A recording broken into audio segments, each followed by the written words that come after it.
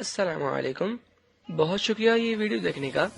सबसे पहले जाके हमारे चैनल को सब्सक्राइब कीजिए और बेल के बटन पे क्लिक कीजिए ताकि हमारी हर नई आने वाली वीडियो से आप अपडेट रहें।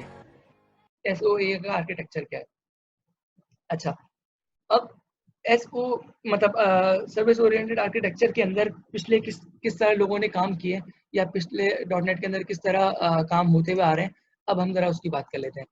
तो देखिए, सबसे पहले जो है वो हमने बात की कि डॉट नेट रिमोटिंग सबसे पहले आया हमारे पास, ठीक है। मैं बाद में डिफाइन करता हूँ हर एक को। फिर उसके बाद हमारे पास वेब सर्विसेज आई। अच्छा, उसके बाद जो है वो हम WCF की तरफ गए। फिर उसके बाद आखिर में हम रेस्टफुल एपीआई की तरफ आए। तो मेरा ख्याल है कि बहुत सारों को इसका आइडिया भी होगा कि मैं क्या बात कर रहा हूँ, और अगर नहीं भी है तो कोई मसले की बात नहीं है। हम इस कोर्स में मजीद थोड़ा गो थ्रू कर लेंगे कि पिछला काम किस तरह का करते हुए आइए, ठीक है। तो डॉट नेट रिमोटिंग सबसे पहले हमारे पास आया, ठीक है।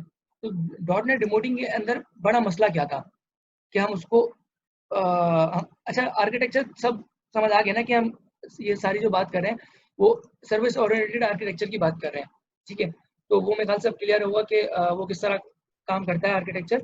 अब मजीद हम उसके अंदर बात कर रहे हैं कि ओरिएंटेड, स्पेलिंग मिस्टेक हो तो भाई जाने देना। डॉट नेट रिमोटिंग की बात कर ली। इसके अंदर सबसे बड़ा जो एक डिसएडवांटेज कह सकते हैं आप कि वो ये था कि आपकी क्लाइंट और आपका सर्वर, ये दोनों ही किस पे होते ज़रूरी थे, दोनों ही डॉट नेट पे होना ज़रूरी थे, ठीक है। तो इसकी वजह से डिपेंडेंसी, प्लेटफॉर्म डिपेंडेंसी और आप कह लो कि टेक्नोलॉजी डिपेंडेंसी बहुत थी।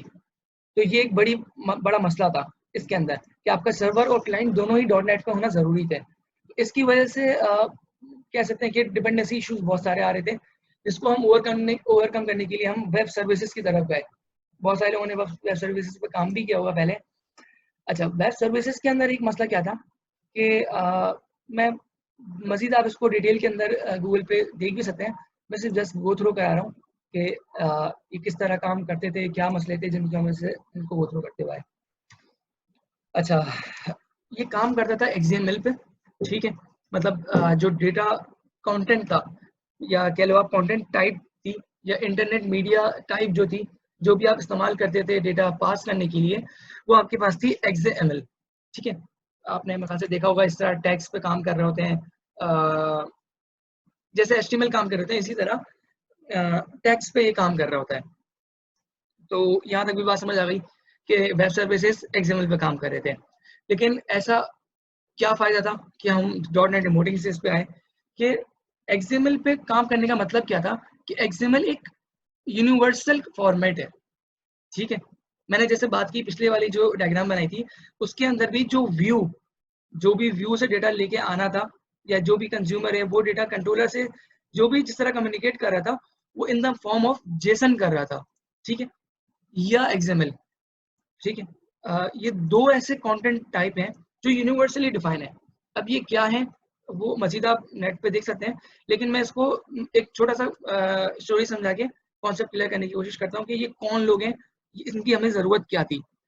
देखिए, डॉट नेट रिमोटिंग जब तक आप इस्तेमाल कर रहे थे या आप ऐसी एप्लीकेशन इस्तेमाल कर रहे हैं जिसमें आपका सर्वर भी C# है और क्लाइंट भी C# है, तब तो मसला नहीं है। तब तो आप सर्वर से आप डेटा भेज रहे हैं, आपने C# का ऑब्जेक्ट भेजा, वो जाके C# के ही ऑब्जेक्ट के अंदर पास हुआ। मतलब आपका क्लाइंट भी C# में था, तो आप जब पास कर रहे थे सर्वर से कोई भी डेटा क्लाइंट को, तो वो C# या डॉट नेट का ही ऑब्जेक्ट डॉट नेट में ही जाके पास हुआ। तो यहाँ पे तो कोई मसला ही नहीं था, ठीक है। ये कहानी क्लियर है? इसमें तो कोई टेंशन नहीं थी क्योंकि आप दोनों ही जगह आपके पास डॉट नेट वाले बंदे बैठे हुए थे। लेकिन जब हमने बात करी यूनिवर्सल लेके जाने की, कोई ऐसा है कि जब हम प्लेटफॉर्म डिपेंडेंसी या हटा दें, तब हमने बात करी कि कोई ऐसा दो लोग का बीच का कोई ऐसा मीडियम हो जो इन दोनों की ज़बान को समझ सके। मैं एग्जांपल देता हूँ, लेट्स सपोज कोई चाइना का बंदा है, कोई पाकिस्तान का बंदा है।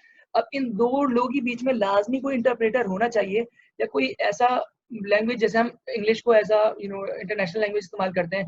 अब हम कहीं पे भी जाएं, हम नहीं जानते कि ये मुल्क कौन सा है, लेकिन हम इंग्लिश में बात करेंगे तो ज़्यादा प्रोबेबिलिटी है कि लोग समझ जाएं। क्यों? क्योंकि अब ये स्टैंडर्ड है, सही है ना। एक स्टैंडर्ड है जो सारे दुनिया वाले फॉलो करते हैं। उनकी लैंग्वेज पर्सनली कुछ और भी हो सकती है और कोई भी हो, हमें फ़र्क नहीं पड़ता।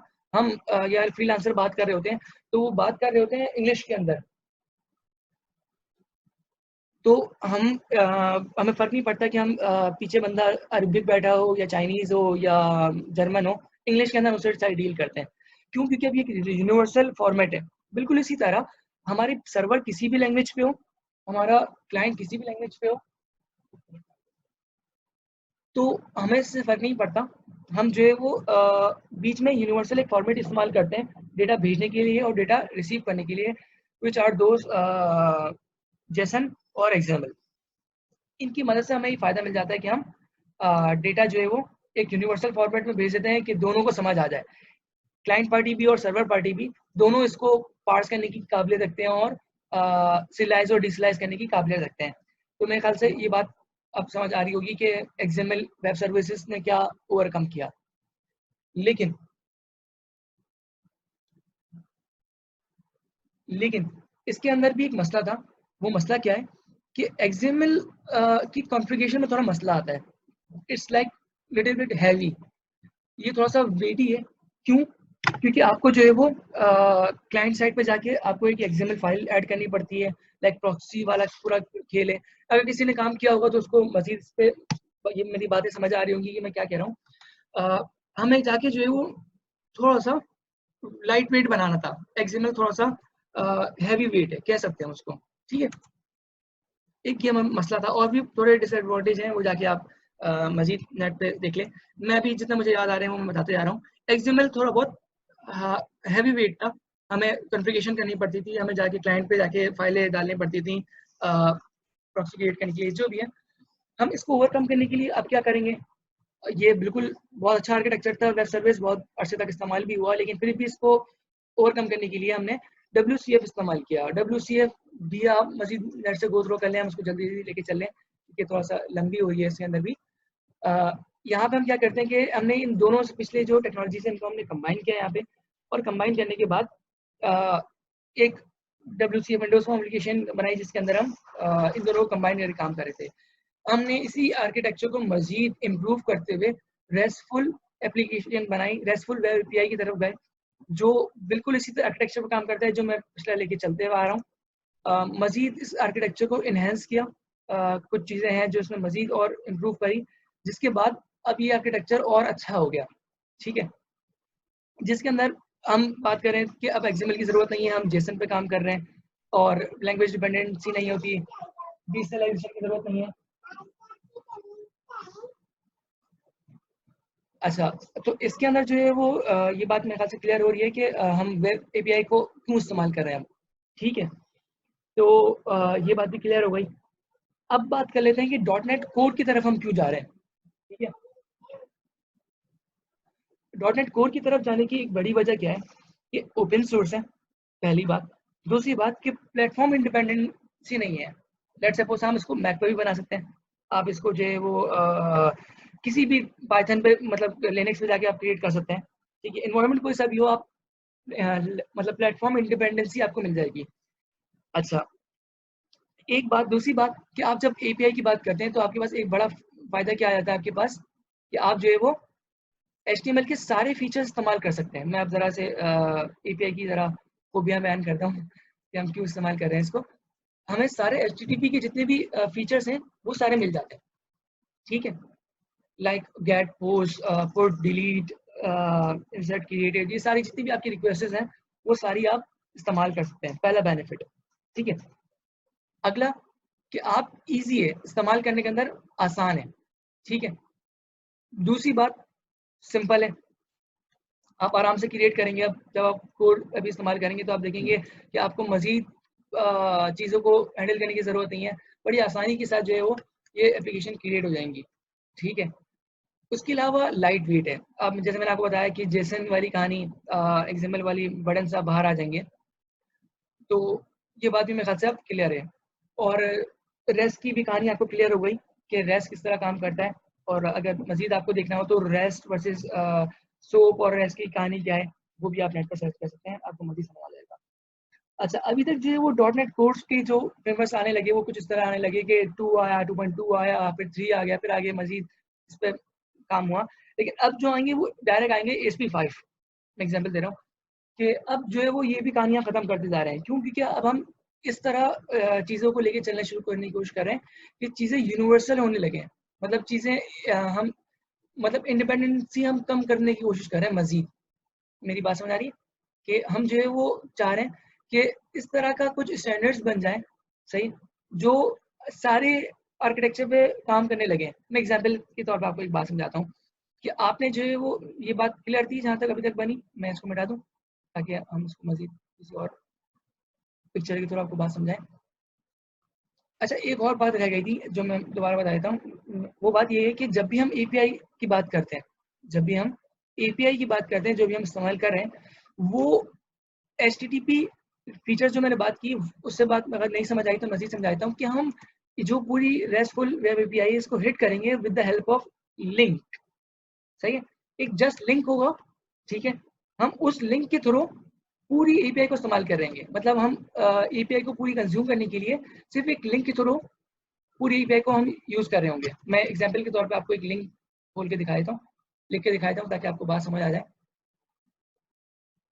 इस तरह, ठीक है? एक लिंक होगा जहाँ पे भी आपने वेबसाइट होस्ट की थी उसका पहले सर्वर, फिर उसके बाद कंट्रोलर और एक्शन जिस तरह हम काम करते हुए आए हैं एमवीसी के अंदर, हम इस लिंक के थ्रू पूरी एपीआई को इस्तेमाल करेंगे। गेट, पोस्ट, पुट, डिलीट, हम सारे जो है वो सिर्फ एक लिंक के थ्रू काम कर रहे होंगे। उस लिंक के अंदर हम मतलब एक लिंक जो है वो जनरेट, ऐसी बात है, हम हिट कर रहे होते हैं एचटीटीपी रिक्वेस्ट के थ्रू। और एचटीटीपी रिक्वेस्ट किस तरह काम करती है अब मैं वो भी ज़रा बता देता हूँ। मैं मिटा दूँ। रिक्वेस्ट के अंदर जो मोटी मोटी चीज़ें वो मैं फिलहाल बता देता हूँ। एचटीटीपी रिक्वेस्ट के अंदर सबसे बड़ी जो अहम तरीन चीज़ है वो है, मैं इसको थोड़ा सा डिफरेंट बना रहा हूँ क्योंकि मेरे पास ऊपर जगह नहीं है। मैं हेडर बराबर में बना रहा हूँ, हालांकि हेडर ऊपर होता है या समझाने के लिए ऊपर लिखते हैं। तो आपका एक पार्ट होता है हेडर का, ठीक है, जिसके अंदर 3 बड़ी इंपॉर्टेंट चीज़ें हैं, ठीक है। पहला यूआरएल, दूसरा आपका मेथड, कौन सा मेथड यूज़ कर रहे हैं, और तीसरा कि आप क्या डेटा भेज रहे हैं, ठीक है, मतलब डेटा टाइप क्या है। पहला आपका यूआरएल हो गया, डन है। दूसरा आपका जो है वो मेथड हो गया लाइक गेट, पोस्ट, ठीक है। तीसरी बात जो हो गई आपकी वो हो गई कि आपका कंटेंट टाइप क्या है। मैं इसको इंटरनेट मीडिया लिख रहा हूँ ताकि बात अगर किसी को समझ ना आ रही है तो वो समझ लेगी, या मैं इसको डेटा टाइप के लूँ आसान समझाने के लिए कि लेट सपोज आपका डेटा टाइप क्या है, जेसन है, एक्सएमएल है, आप किस टाइप का डेटा लेके जाने वाले हैं इसमें से। मैं एग्जाम्पल के तौर पर लिख देता हूँ, जेसन हो गया, या मैं फिलहाल जेसन लिख रहा हूँ क्योंकि मेरे पास जगह कम है। अच्छा, दूसरा बड़ा जो इंपॉर्टेंट पार्ट है वो है बॉडी का, ठीक है। अब बॉडी कब फिल करते हैं कब नहीं करते वो मैं उस वक्त बताऊंगा जब हम गेट और पोस्ट की कहानी पे जाएंगे कि मेजर डिफरेंस क्या है उनमें। हमारी जो रिक्वेस्ट जारी होती है वो ऐसे जारी होती है कि एक एचटीटीपी रिक्वेस्ट, यहाँ पे हम लिंक दे देंगे। लेट सपोज अगर हमारा एबीसी कंट्रोलर एक्शन है तो हम वहाँ लिंक के अंदर लिंक दे देंगे, मेथड के अंदर गेट पोस्ट लिख देंगे, और जेसन के अंदर टाइप डिफाइन कर देंगे, डेटा टाइप के अंदर हम कंटेंट टाइप डिफाइन कर देंगे। अच्छा, अब हम जब गेट की रिक्वेस्ट यूज कर रहे होते हैं, पोस्ट की रिक्वेस्ट यूज कर रहे होते हैं, तब उनमें डिफरेंस क्या है बड़ा, वो हम इसके बाद देखते हैं। फिलहाल हम ये देख लेते हैं कि एपीआई किस तरह काम करेगी, ठीक है ना। एपीआई लिंक के थ्रू काम करेगी, ये बात समझ आ गई। हम लिंक के अंदर अपना डेटा डाल देंगे, हम लिंक के अंदर जो है वो कंटेंट टाइप डिफाइन कर देंगे, और मजीद हम इस तरह पूरा एक रिक्वेस्ट बना के लिंक एपीआई को हिट करेंगे, एचटीटीपी रिक्वेस्ट पूरी हिट करेंगे, और उसके अगेंस्ट में जो रिस्पॉन्स आएगा वो आप अपने क्लाइंट साइड पे दिखा देंगे। तो यहाँ तक बात क्लियर हो गई कि हम एचटीटीपी रिक्वेस्ट पे खेलेंगे पूरे एपीआई के अंदर, ठीक है। कोई इंटरफेस नहीं होगा, हम सिर्फ रिक्वेस्ट पे बना बना के खेल रहे होंगे। अब उसके लिए हम कोई बहुत सारे जैसे स्वैगर हो गया या पोस्टमैन हो गया, हम या डायरेक्टली मैनुअली एप्लीकेशन को हिट करके एपीआई को हिट करके देखेंगे, तो हम वो इस तरह काम करेंगे। तो यहाँ तक बात क्लियर है। अच्छा,